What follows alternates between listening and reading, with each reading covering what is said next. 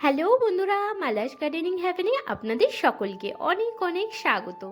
আশা করি আপনারা সবাই অনেক ভালো রয়েছেন। আমিও অনেক ভালো আছি, সাথে বাগানের নিত্য কাজে ব্যস্ত আছি। বন্ধুরা, এই বছরের প্রথম চাপা ফুলটা ফুটেছে, আর চাপা ফুল কিন্তু আমার একদম ফেভারিট একটা ফুল। আর এটা হলো কুন্দ ফুল। দেখতে কিন্তু ভারী মিষ্টি। যখন ফোটে পুরো ফুলটাই হলুদ রঙের থাকে, তারপরে আস্তে আস্তে পিঙ্ক হয়, তারপরে ফুলটা শুকিয়ে যায়, দানা তৈরি হয়। আর এখানে দেখতে পাচ্ছেন টেকোমা ফুলের গাছ। টেকোমা কিন্তু গরমের একটা খুবই সুন্দর ফুলের গাছ, আর গাছটায় খুব বেশি মেনটেনেন্সও লাগে না। এবছর গরমের শুরুর মুখেই গাছটা সুন্দরভাবে কেটে, মানে ডাল কেটে আর গোড়াকে কেটে রিপোর্টিং করেছিলাম। তারপরে গাছটা দেখুন কত সুন্দর ঝোপালো হয়েছে, আর পুরো সবুজ পাতা। আর গাছটাতে কুড়ি বলতে একদম থোকায় থোকায় 3টে থোকা ফুল ফুটেছে, আর দেখতে ভারী সুন্দর লাগছে। আর এদিকে দেখুন, কিছুদিন আগেই মাত্র 60 টাকা দিয়ে একটা গন্ধরাজ ফুলের গাছ নিয়ে এসেছিলাম। তো গাছটাতে 2টো কুড়ি এসেছে, তো ফুলটা কবে ফোটে সেটা খালি দেখার অপেক্ষা। আর এদিকে দেখুন, যে ছোট ছোট গাঁদা ফুলের চারা তৈরি হয়েছিল আর ছোট ছোট প্লাস্টিকের মধ্যে লাগিয়েছিলাম, গাছগুলোতে দেখুন কত সুন্দর ফুল চলে এসেছে। এখান থেকে একটা দুটো করে ফুল তুলে তুলে নিয়ে পুজোর কাজে ব্যবহার করি। তো এখনও দেখুন গাছে প্রচুর ফুল আছে, আর নতুন কুঁড়িও আসছে। এইভাবে যদি ছায়া জায়গাতে রাখা যায়, তাহলে কিন্তু গাঁদা ফুলের গাছ থেকে সারা বছরই ফুল পাওয়া সম্ভব। আর এই যে ক্যালাঞ্চোর গাছটা 50 টাকা দিয়ে নিয়ে এসে বসিয়েছিলাম, আর গাছটাতেও দেখলেন কুঁড়িতে পুরো ফুল আসা শুরু করে দিয়েছে।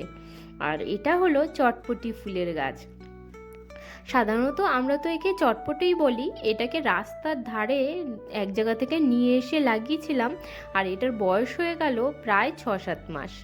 আর কিছুদিন আগে ভিডিওতে আপনাদেরকে দেখিয়েছিলাম যে ইনডোর প্লান্টগুলো যে পরিচর্যা করেছিলাম, তো তারপরে দেখুন গাছগুলোতে বেশ সুন্দর গ্রোথ হয়েছে। একটু দূরে সরিয়ে সরিয়ে রাখলে গাছগুলোকে দেখতে অনেকখানি বেশি ভালো লাগতো, কিন্তু কি করা যাবে, সেরকম জায়গা নেই, ওই জন্য এক জায়গাতেই রেখেছি। আর এইখানে দেখুন ক্যালাডিয়ামের গাছের মধ্যে এটা একটা ফুরুষ ফুলের গাছ। কিছুদিন আগেই বাগানে আমার লাল রঙের যে ফুরুষ ফুলের গাছটা রয়েছে তার রিপোর্টিং করেছিলাম, আর সেখান থেকেই একটা শিকড়ের টুকরো এর মধ্যে পড়েছিল, সেখান থেকেই দেখছি চারা বার হয়েছে। এই যে দেখুন, এইটি হলো আমার লাল রঙের ফুরুষ ফুলের গাছ। ফুরুষ ফুলের তো অনেক রকমের কালার হয়, সাদা, গোলাপি, হলুদ, কিন্তু আমার কাছে তো লালটাই সব থেকে ভালো লাগে। আর লাল রঙটা অনেকখানি জবা ফুল গাছের লালের মতন, আর খুবই দারুণ ফুল ফোটে। আর এদিকে দেখতে পাচ্ছেন পিটুনিয়া। এই গরমেও এই পিটুনিয়াগুলো কিন্তু ফুটেই চলেছে। আর কিছুদিন পর থেকেই ফুল ফুটবে টাইম ফুল, 9 o'clock, বা রোজ যেটাকে বলা হয়। আর এটা হচ্ছে পার্সোনাল ফুলের ডাল। কিছু লাগিয়েছিলাম, সেখান থেকে দেখুন গাছগুলো কিন্তু বেশ ভালো গ্রোথ করেছে, আর কিছুদিনেই এখান থেকেও ফুল ফোটা শুরু করে দেবে। আর এটা হচ্ছে জিনিয়া, অরেঞ্জ কালারের এই জিনিয়া ফুলটা কিছুদিন আগেই ফুটেছে। আর এইখানটায় এটা হচ্ছে করবী ফুলের গাছ।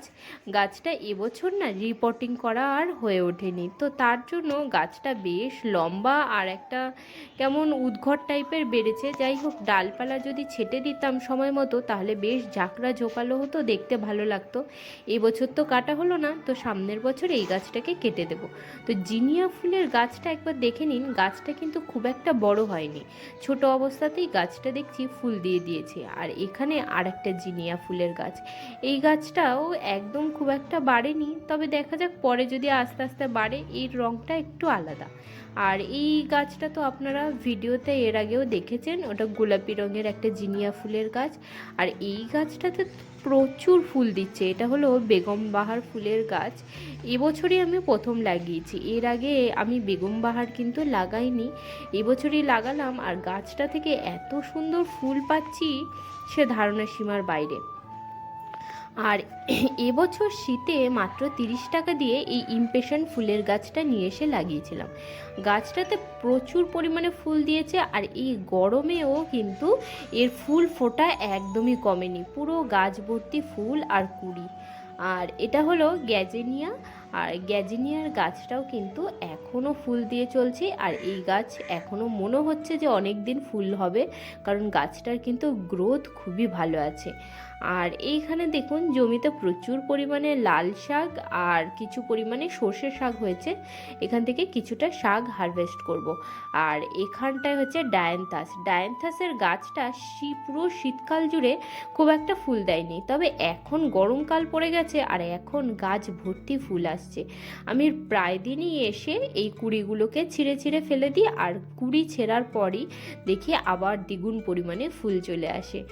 আর চলুন, গরম অনেকখানি বেড়েছে, তো বেশি কথা না বাড়িয়ে কিছু পরিমাণে শাক হারভেস্ট করে নিব। আর এখানে দেখতে পাচ্ছেন এই যে লাউ শাকের গাছ, উচ্ছের গাছ, গরমের সমস্ত সবজির গাছ এখানে করা হয়েছে। আর কালকে যে গাছগুলোকে সাপোর্ট দিয়ে গেছিলাম সেই গাছগুলোও দেখুন বেশ সুন্দর বাড়া শুরু করেছে সাপোর্ট ধরে। যে কোনো লতানো গাছেই সুন্দর যদি দড়ি দিয়ে বেঁধে একটা ছোটো মতো মাচা করে দেওয়া যায়, তাহলে কিন্তু গাছ খুব সুন্দরভাবে গ্রোথ করতে পারে। আর চলুন কথা বাড়াবো না আর বেশি, এখান থেকে শাক কিছুটা তুলে নিই। এখান থেকে শাক তুলে নিয়ে এই জায়গার মাটিটাকে আমাকে তৈরি করে নিতে হবে, কারণ এখানেই ভাবছি যে কিছু পরিমাণে পুঁই শাকের গাছ লাগাবো। তো দেখুন কথা বলতে বলতে এই যে এক ঝুড়ি শাক আমি হারভেস্ট করে নিয়েছি। এখানে রয়েছে বেশ কিছু লাল নোটে শাক, কিছুটা সবুজ নোটে আর সর্ষে শাক। এই সব শাক একসাথে রসুন দিয়ে ভাজা করব, দেখবেন খেতে খুবই ভালো লাগবে। আমি এর আগেও একবার করেছিলাম সর্ষে শাকের সাথে লাল শাক, খেতে কিন্তু ভারী সুন্দর লাগে। তো দেখুন পুরো শাক তো তোলা হয়নি, এই ধারে আরও বেশ খানিকটা শাক রয়েছে, এই শাকগুলো পরের দিন হারভেস্ট করব। আর এই দেখুন এইগুলো সব পুঁই শাকের দানা জার্মিনেট হয়ে চারা বার হওয়া শুরু হয়েছে। তো এই সাইডে যেটুকু জায়গা পরিষ্কার করেছি এই জায়গাটুকুর মাটিকে রেডি করে নেব, নিয়ে তারপরে এই ছোট ছোট চারাগুলোকে আমি বসাবো। দেখুন এখানে নিয়ে চলে এসেছি গোবর সার, এগুলো পুরো 1 বছরের পুরনো গোবর সার। আর এই যে বস্তাটা দেখতে পারলেন, অর্থাৎ 50 কেজি সিমেন্টের বস্তা, এই সিমেন্টের বস্তার 1 বস্তা গোবর সার আমাদের এখানে 50 টাকায় পাওয়া যায়। আর এই কম্পোস্ট বা ভার্মি কম্পোস্ট কিনতে গেলে মেপে দেয় 1 কেজির একটা প্যাকেট, সেটার দাম নেয় 50 টাকা। তো আমাদের এখানে ভার্মি কম্পোস্ট কিন্তু প্রচুর কস্টলি বিক্রি হয়, এমনকি কম্পোস্ট সারও যদি কিনতে যাই তাহলেও কিন্তু ওরকমই দাম পড়বে, কিন্তু এই গোবর সারটাই কিন্তু খুবই সস্তায় আমাদের এখানে পাওয়া যায়। তো আমি এই পুরো গরমকাল জুড়ে মাটিতে প্রচুর পরিমাণে গোবর সার ব্যবহার করি। আর গোবর সারে কিন্তু প্রচুর উপকারী, আর গোবর সার যদি আপনারা মাটির মধ্যে একটু বেশি পরিমাণেও মিশিয়ে ফেলেন তাতে কিন্তু গাছের কোনো ক্ষতি হয় না, গাছের উল্টে ভালোই হয়। তো দেখুন মাটিটার মধ্যে গোবর সারটাকে ভালোভাবে মিশিয়ে নিচ্ছি, আর এইভাবে মিশিয়ে নিয়ে কিছুদিন রেখে দেব। তারপরে চারাগুলো যখন একটু বড় হয়ে যাবে তখন এখানে আলাদা আলাদা করে বসিয়ে দেব। তো দেখুন বেশ অনেকগুলো পুঁই শাকের চারা বার হয়েছে, আর ওই সাইডে বেডে যেখানে লাউ গাছ দেখতে পেলেন ওখানেও কিন্তু বেশ কিছু পুঁই শাকের চারা বেরিয়েছে। তো সেগুলো তো ওখানেই বাড়বে, কিন্তু এখানে যেহেতু অনেকগুলো চারা বার হয়েছে সেগুলোকে আমি এইখানে আস্তে আস্তে আলাদা করে করে লাগাবো। আর এখানে দেখতে পাচ্ছেন যে পিটুনিয়া ফুলের চারা, এবছর তো সিজনের প্রথমের ভিডিওগুলো যদি আপনারা দেখে থাকেন সেখানে তো দেখেছেন আপনারা প্রচুর পরিমাণে পিটুনিয়া ফুলের চারা আমি এবছর লাগিয়েছি। আর সব গাছে দেখুন এখন ভর্তি ফুল, আর এই সাইডটা পুরো সাদা দেখতে লাগছে নিচ থেকে, আর দেখতে কিন্তু ভারী সুন্দর লাগছে। আর সবাই বলছেও যে জায়গাটা পুরো সাদা, খুব সুন্দর লাগছে। তো শুনতেও ভালো লাগে। আর প্রচুর পরিমাণে চারা লাগিয়েছি, আরও বেশ কিছু চারা নষ্টও করে ফেলতে হয়েছে, তুলে ফেলতে হয়েছে, কারণ অত তো লাগাবার জায়গা নেই, যতখানি সম্ভব হয়েছে লাগিয়েছি। আর সমস্ত গাছেই দেখুন ফুল চলে এসেছে। আর এই যে জমিটা এর মধ্যেও বেশ কিছু সবজির গাছ হয়েছে আর বাড়ছেও ভালোভাবে। আর বেল ফুলের গাছটাতে ফুল আসা শুরু করেছে। আর এখানে দেখতে পাচ্ছেন যে গোলাপ ফুলের গাছটা, গোলাপ ফুল কিন্তু এই গরমেও খুব সুন্দর ফুল দিয়ে যাচ্ছে। এটা মাত্র 20 টাকা দিয়ে কেনা, আর এটা হলো 60 টাকা দিয়ে নার্সারি থেকে কিনে নিয়ে এসেছিলাম। এই গাছটাতেও একটা একটা ফুল দিতেই চলেছে। আর এখানে হচ্ছে একটা হাজারি গোলাপ, তো এগুলো তো রোদ্দুরেই রয়েছে, তো ইচ্ছা আছে এগুলোকে পরে ছায়াতে সরিয়ে দিতে, কারণ গোলাপ ফুলগুলো ফোটার পরে দেখছি খুব তাড়াতাড়ি শুকিয়ে আসছে। আর কোনো কারণ নেই, শুধুমাত্র রোদ্দুরের তেজেই। আর এই 2 দিন আগেই ভিডিওতে আপনাদেরকে দেখিয়েছিলাম বেশ কিছু ছোট ছোট গাঁদা ফুলের চারা আমি আরও গ্রো ব্যাগে লাগিয়েছি। তো সেই চারাগুলো চলুন একবার আপনাদেরকে দেখিয়ে দিই। একটি চারাও কিন্তু মরেনি, সমস্ত গাছ কিন্তু বেঁচে আছে, আর কিছুদিনেই ফুল ফুটবে। আর এখানে হচ্ছে আমার সেই বাগানের সবথেকে বড় একটা গাছ, চাপা ফুলের গাছ, আর আমার খুবই প্রিয় এই গাছটা। আর কিনে নিয়ে এসে লাগাবার পর থেকে আজ পর্যন্ত একবারও এই গাছটাকে কিন্তু আমি রিপোর্টিং করিনি। আর গাছটা এই গামলাটার মধ্যে রয়েছে আর খুব সুন্দরভাবে গ্রোথ করছে। আর গাছটায় এখন তো পাতা নেই, সমস্ত ডালে ডগাতে এসেছে স্টিক, আর সেখান থেকেই ফুল ফুটবে। আর ওই গাছটা কিছুদিনের মধ্যেই দেখবেন পাতা বার হয়ে সবুজ হয়ে যাবে। চাপা ফুলের গাছে শীতকালে কোনো পাতা থাকে না, তারপরে এই সময় থেকে হেমন্তর পর থেকে গরমকালে পাতা বার হবে, আর পুরো শীতের আগে পর্যন্ত গাছটা সবুজ ঝোপালো হয়ে থাকবে। আর এই চাপা ফুল গাছের গোড়ায় দেখুন একটা গাঁদা ফুল গাছের চারা হয়েছে, আর গাছটাতে কুড়িও এসেছে খুব সুন্দর। আর একটা ছোট্ট মালঞ্চ ফুলের গাছও হয়েছে। তো এই গাছ দুটোকে চাইলে তো তুলে ফেলা যায়, তো আমি ভাবছি না, তুলবো না, এটাকে এই চাপা গাছের সাথেই একটুখানি বাইয়ে দিই, যাতে দেখতে আরও একটু সুন্দর লাগে। আর এই মালঞ্চ ফুলের গাছ যদি একটু জায়গা পায় আর ভালোভাবে গ্রোথ করে, তাহলে না জায়গাটার একদম লুকটাই চেঞ্জ করে দেয়, পুরো সবুজ হয়ে এমনভাবে ঝোপালো হয়, পুরো জায়গা যে রং, সেই রঙই চেঞ্জ করে ফেলে পুরো নিজের রঙে।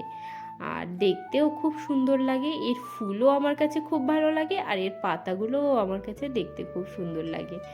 তো দেখুন একটা ছোট্ট দড়ি দিয়ে আমি এই গাছটার ডালটাকে বেঁধে দিয়েছি এই চাপা গাছের সাথে। আর এই যে দড়িটুকু, এইটুকুই যদি বেয়ে উঠে পড়ে একবার এই চাপা ফুলের গাছে, তারপরে আর চিন্তা নেই, ও নিজেই বাড়তে থাকবে। আর চাপা ফুলের গাছটাতে খাবার বলতে বিশেষ কিছু নয়, নর্মাল যে আমি সর্ষের খোল পচা জল দিই আর সবজির খোসা পচা জল দিই, ওই লিকুইড ফার্টিলাইজার দিয়েই গাছটা এতদিন গ্রোথ করছে, একবারও কিন্তু রিপোর্টিং করিনি। আর এখানে হচ্ছে ইউফোবিয়া গাছের ডাল আপনাদেরকে লাগিয়ে কিছুদিন আগে দেখিয়েছিলাম। তো গাছটায় দেখুন প্রচুর পরিমাণে ফুল এসেছে, আর নিচে যে ছোট্ট ডালটা ছিল সেই ডালটাতেও এবার কিন্তু ফুল চলে। বন্ধুরা, আজকের ভিডিওটা আমি এখানেই শেষ করছি। আপনাদের সাথে দেখা হচ্ছে আবার পরের ভিডিওতে। আপনারা সবাই ভালো থাকবেন, সুস্থ থাকবেন। আর ভিডিওটি যদি ভালো লাগে চ্যানেলটিকে সাবস্ক্রাইব করবেন, ভিডিওটিকে লাইক করে আমার পাশে থাকবেন। টাটা।